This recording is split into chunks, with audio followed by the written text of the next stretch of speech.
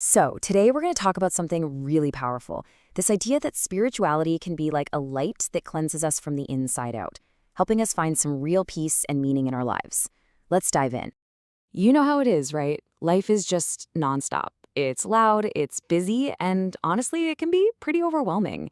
And deep down, I think what most of us are really looking for is just a little bit of calm, a sense of having a clean heart. But in the middle of all that chaos, where do you even begin? So let's start by digging into this fundamental desire, what's called damban hati yang bersih, or the yearning for a clean heart. And this isn't just some passing thought. It feels like it's woven into who we are as people. So what does it really mean? Now, here's the thing that might surprise you. The journey doesn't start with trying to fix everything out there. Instead, imagine your soul is like a mirror that's just collected dust over the years. The point isn't to redecorate the room. It's just to wipe the dust off the mirror so it can reflect light again. The real work, it's all internal. Okay, so if our soul is this dusty mirror, what do we use to clean it? Well, the material we're looking at today suggests an answer: spirituality. It's presented as the Kahaya Pamurni Jiwa, the light that actually purifies the soul. It's the very thing that helps us see the dust and start to wipe it away.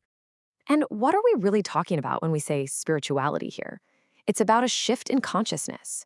It's the moment you stop seeing life as just a routine.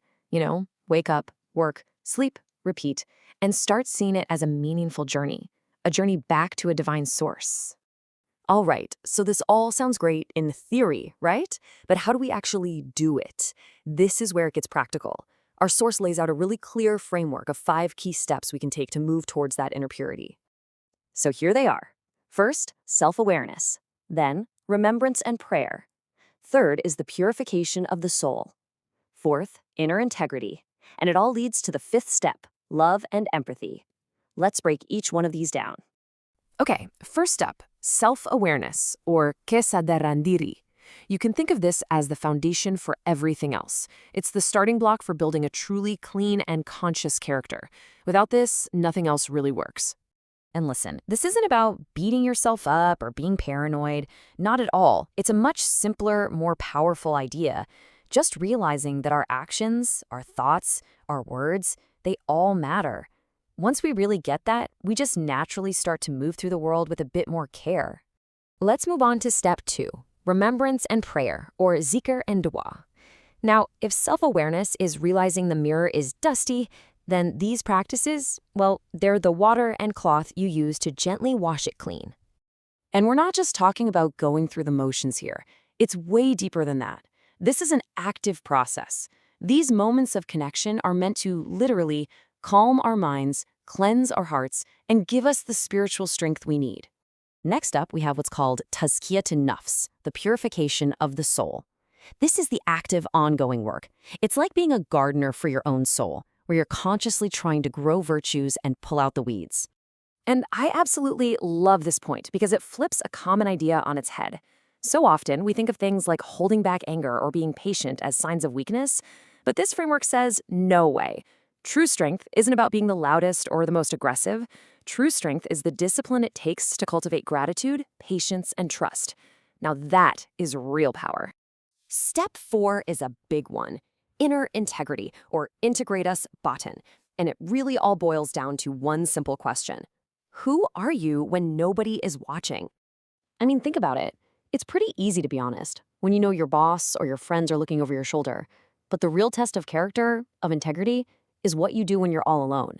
It's about being true to your principles, because your moral compass is internal, not because you're afraid of getting caught. And that brings us to our final step, the beautiful culmination of all this work. Love and empathy, or chinta and empathy. This is where all that inner cleaning and polishing starts to shine outward and totally transform how we treat other people. Because a clean heart isn't just for you. It's not something you keep locked away. It naturally makes you more compassionate. When you actively work on developing love and empathy inside yourself, it becomes a kind of shield. It makes you so much less likely to hurt the people around you. So let's just quickly pull all of that together. It starts with self-awareness, just waking up to the fact that our actions have weight. From there, we use remembrance and prayer to do the cleansing. Then we get to work with soul purification, actively building good character. That leads to inner integrity, being honest even when we're alone. And the beautiful results of all of this? love and empathy, which changes how we show up in the world. And this leads us to the big so what? Why do all this work? Well, it turns out it's not just about finding personal peace, it's actually about something much, much bigger. Because here's the beautiful endgame of it all. This journey of cleaning the self, it's really about becoming a light for other people.